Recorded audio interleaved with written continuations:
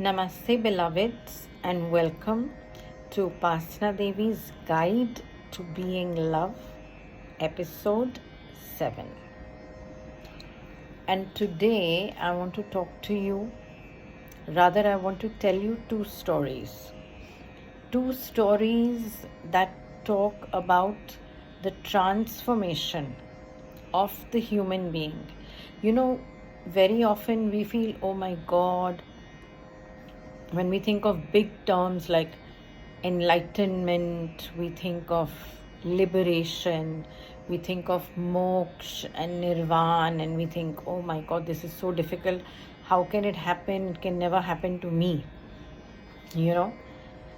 And so these two stories are an indicator of how it can not only happen to you, to me, it can even happen to somebody who we, society, deems as an outcast, somebody you would not want to associate with.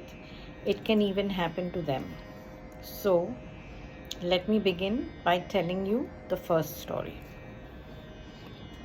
So, the first story is about a Sufi saint, mystic.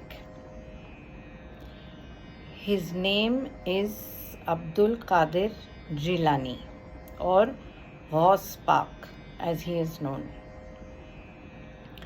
So Ghaus Pak was very renowned, very famous for his wisdom, for his teachings, for his love, because he was a Sufi saint. And so he would have people coming to him from everywhere. And a lot of the people that would come to him would also come to him bearing gifts. Sometimes it would be as a thanks for something that he had done for them, or something that he had predicted that came to be true, or just as plain devotion. You go to meet your master, you in most, don't like the word religions, but I'm using the word for lack of a word, but when you go to meet a master, we normally don't go empty handed. We always take something as an offering. It doesn't mean anything but just that it's my respect, it's my love for you. Okay, so what would happen is a lot of these things would sometimes also be very expensive, because he had kings going to him, he had merchants going to him, he had a lot of rich people going to him, right? So what would happen was that all these gifts that he would receive, he would get it all tied up and put into this one bundle, okay, which would then be tied from the ceiling, okay, of one of the rooms in the home that he was in. And then it would be that, somebody comes and says, I need to get my daughter married, but I don't have the money. So he would get something out from there, give it to them, so their work would get done. Because what does a Sufi need with jewels, with money? So he would use that to give it to whoever needed it. So what happened was that one day a thief got to know that this master, this man, has got this big bundle of treasures, literally, in his home. So this thief comes into his home one night, and now, since, remember, it's tied from the ceiling, okay, it's hanging from the ceiling, he somehow manages to reach it. Now he has reached and he's trying to get it down. As he is trying to get it down, he finds that he can't move. It is like that entire bundle or potli, as we call it in India, has become a magnet, and he is stuck onto it, cannot get off. Try as he might, he was stuck, and he was petrified.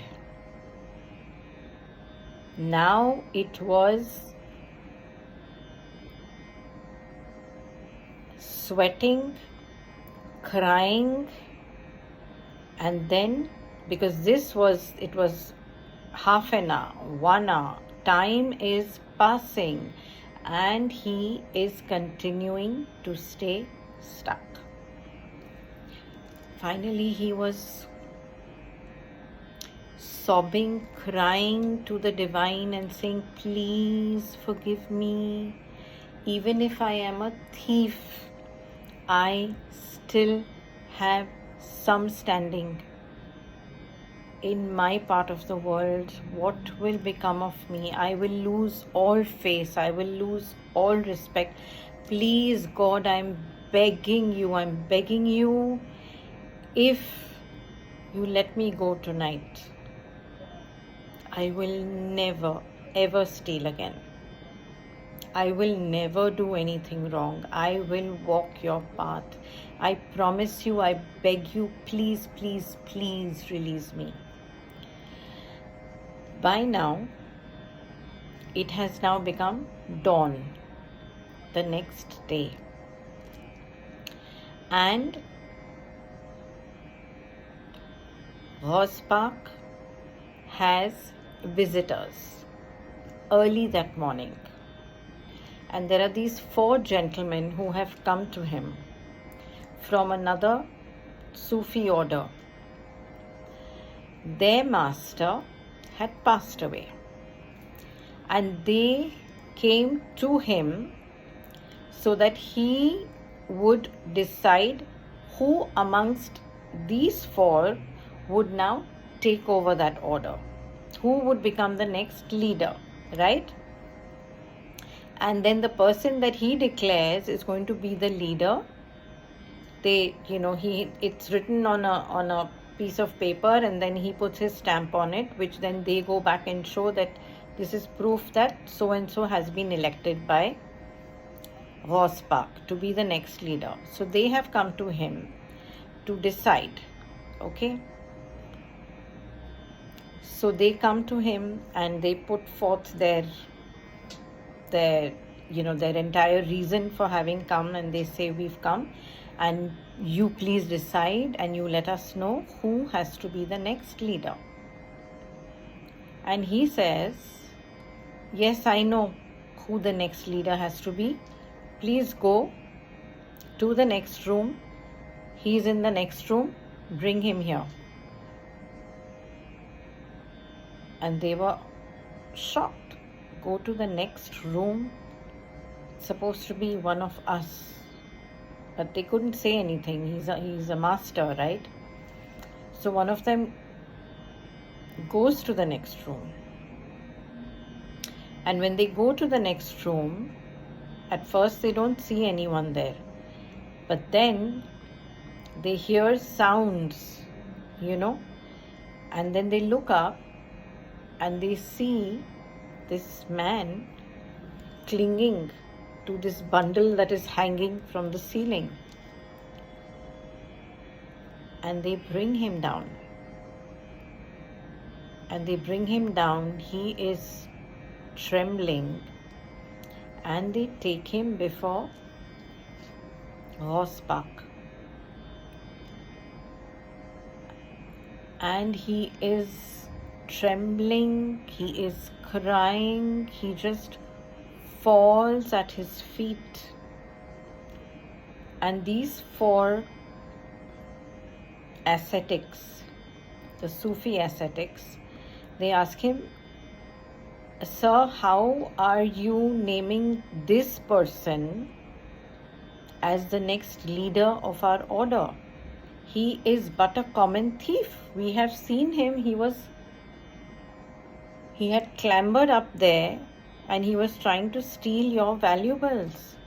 And you are saying that he is going to be the next leader? How are you even saying that? And this poor gentleman, the ex-thief, is now in complete shock because he's listening to them and he's like, what are these people saying?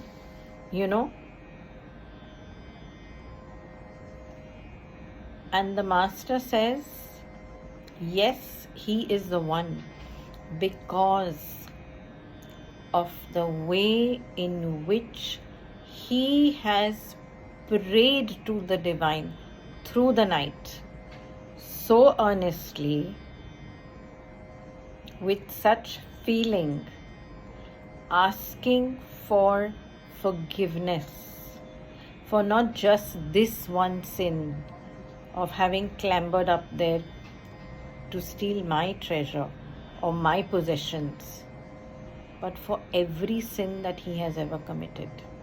And so genuinely has he said and begged and pleaded and promised that he is not going to do this again, that his prayer has been heard. And it is declared that he is now so pure that he is the only one that can be your leader. And so that's how it came to be that a thief became the leader of this Sufi order.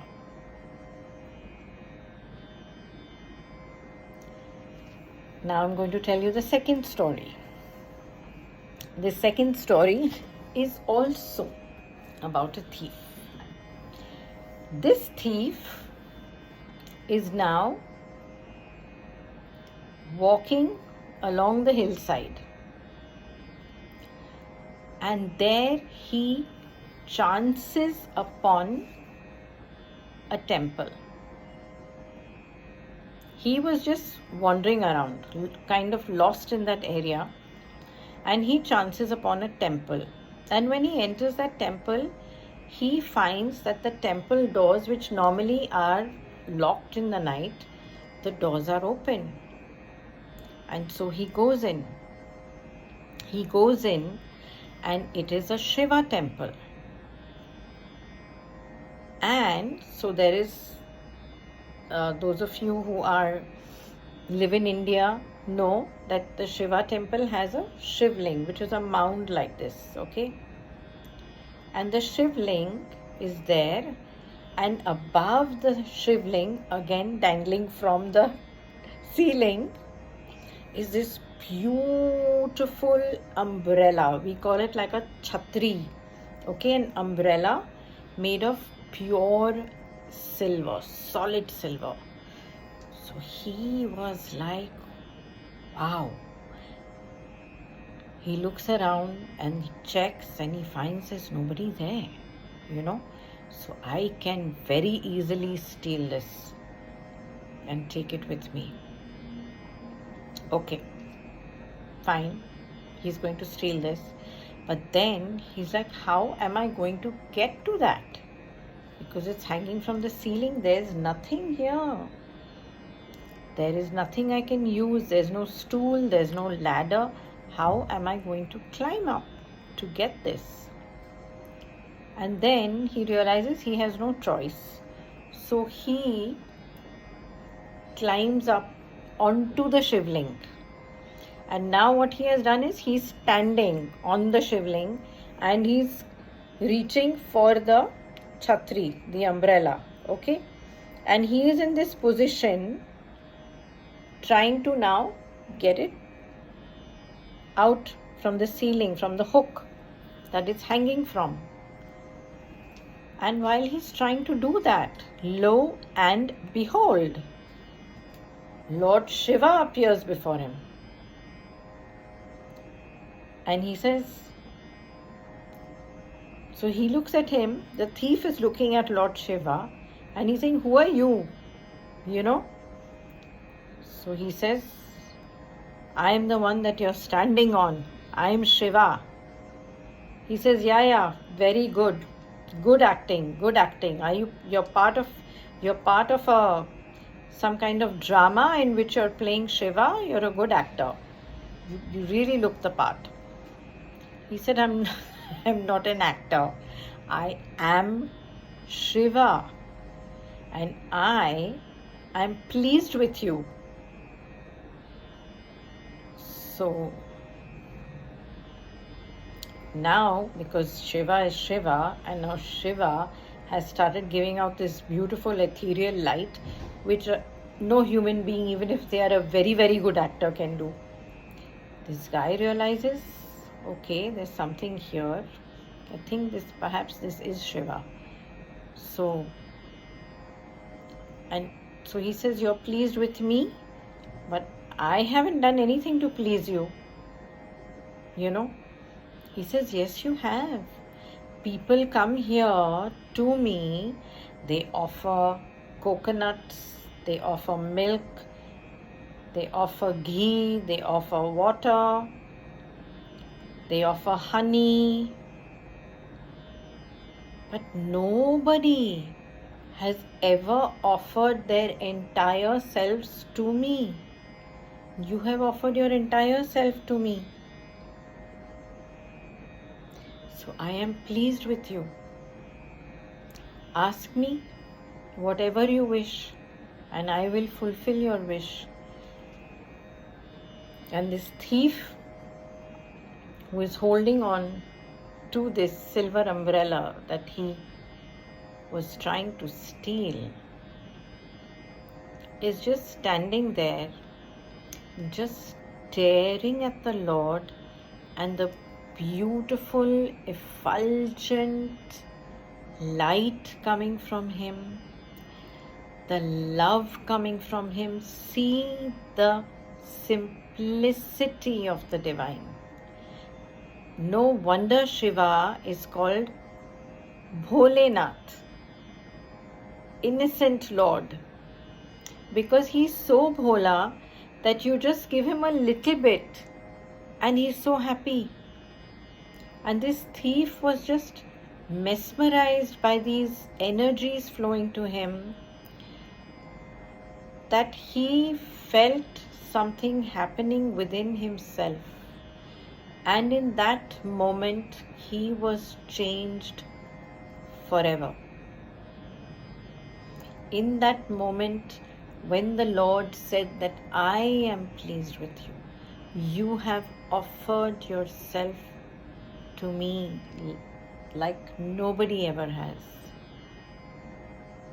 He was not even in the mind space to even think of asking for anything at all. Somebody who was a thief, who was stealing for a living, he could have asked for anything, for riches, right? For luxuries, for a house, for gold, for jewelry, anything. He could not even speak. Because once he got off, he was completely changed. He was enlightened. So there was no question of wanting anything but the divine. Because by then he realized that even though initially his consciousness had not realized it, but he had completely surrendered. Just in that one act of standing on top of the shivling. So the point that I wish to make to you is that the masters are so kind, so merciful. They only have pure love, pure compassion for us. No matter what it is that we may have done, even the last second, in the last second, if you have said or done anything that you are ashamed of,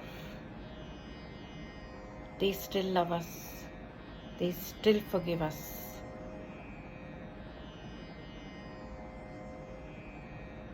So never ever beat yourselves up about anything, because every moment is a moment where you have the choice to pick yourself up, to redeem yourself, just as the masters are redeeming us, ever ready to hold our hands to lift us up out of any quicksand that we are in. Anything that we feel that we are stuck in, they are there to pull you out. Always, always, always. So never ever feel that you are alone. Never feel that how can I pray so much, God doesn't listen to me. No, God is listening to you all the time. All the time. And when your yearning is so strong, so powerful, it just happens. It just happens. Look at this gentleman that I spoke of, the Sufi master. Overnight, he was given enlightenment. Overnight, which is reminding me of another story, which I will share with you. So there's also the story of this beautiful, beautiful master in the city where I live, Mumbai, and whom I just absolutely adore. And he is called Makhdoom Shah Baba. And so the story of Makhdoom Shah Baba is this, that Makhdoom Shah Baba was a very, very obedient, good son to his mother. And so one day his mother was going to sleep in the night. So in our country we have this tradition of pressing the feet of our elders, massaging them in a sense, and so he was massaging his mother's feet in the night, and then she says, son, thank you, and please you also go to sleep, but before you do, can you please bring me a glass of water? I'm very thirsty. So he says, okay, and he goes and he gets this glass of water for his mother. By the time he goes and brings the water for the mother, he comes and finds that his mother has fallen asleep. And what do? My mother has asked me for water.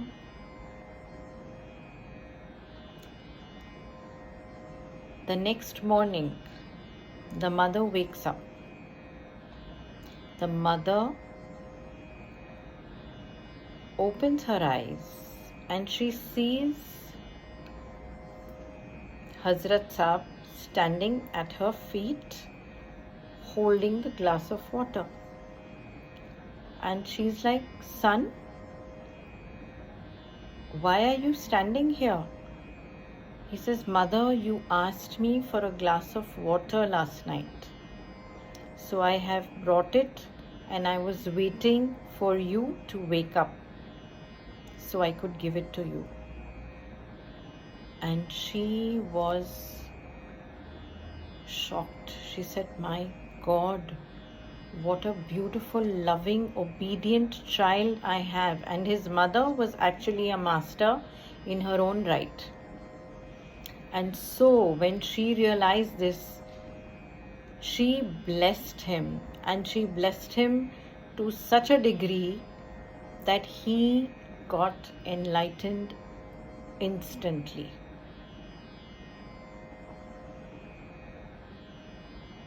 So this is it. Isn't this beautiful? Obedience. It doesn't mean obedience. Of course, it means obedience to your parents. We must love and obey our parents, They are our first gods. And remember one thing, no matter what kind of parents you have, because I do know that there is sometimes certain relationships, the karma is such that it is not what is called ideal. So you may have either one of your parents as having given you a very tough time in life, maybe still giving you a tough time in life. But even so, remember, everybody is a soul. Your parents are also souls. They have come here to teach you lessons and vice versa. Okay? So when you're walking the path, we are learning how not to judge. We are learning how to be understanding now of where it is that I need to learn.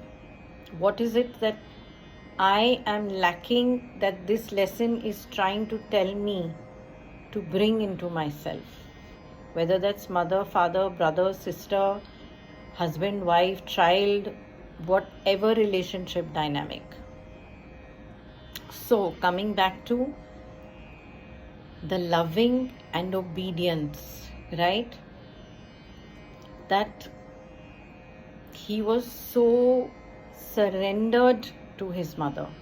In the same way, your divine mother, your divine parents, if we come into a space of being so surrendered to them, how can they do anything but the best for us? How can they not do anything but the best for us, right? They are anyway doing the best for us. We can't see that. But when we start surrendering to the divine, oh, your life becomes so beautiful. Life just flows.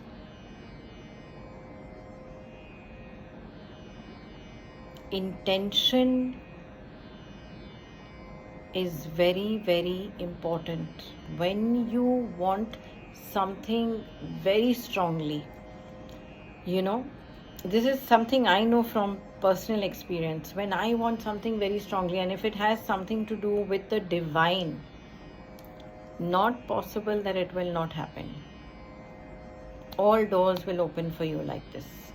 Everything takes place smoothly, with speed, with ease, with grace. So that is what I want to talk to you about today, that the masters are just waiting to give us. And we are living in such amazing cosmic times. We are living in the age of quantum consciousness, where you are able to connect like this, where you can manifest like this. Just have the intention to connect and it happens. Just have the intention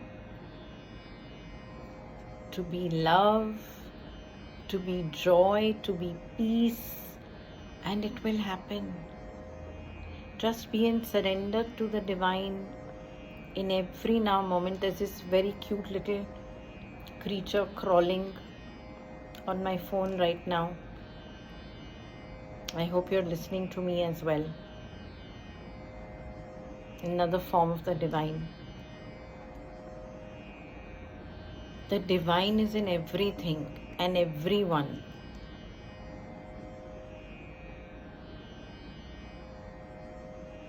Those two gentlemen that I spoke of in the beginning were thieves, right?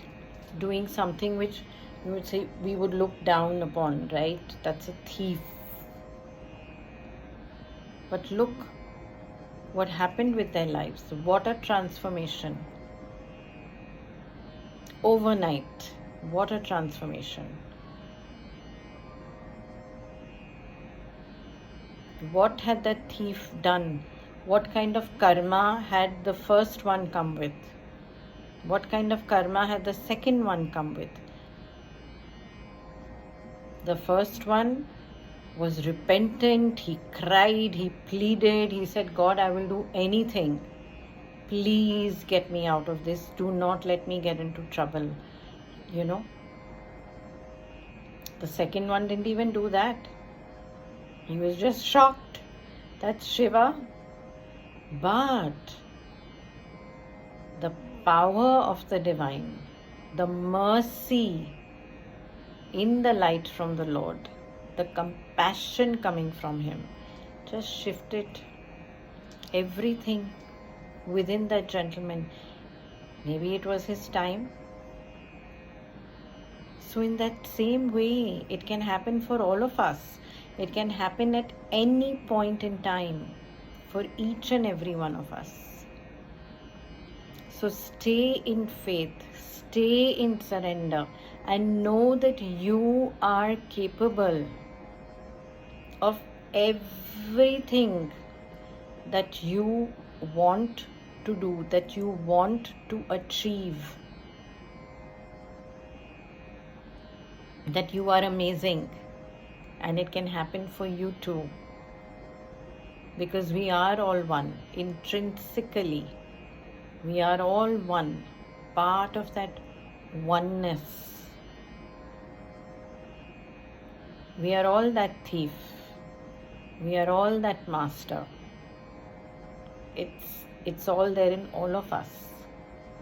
So if it can happen for one, it can happen for all, right? So I want to leave you with this thought that you are wonderful, you are amazing, and you are capable of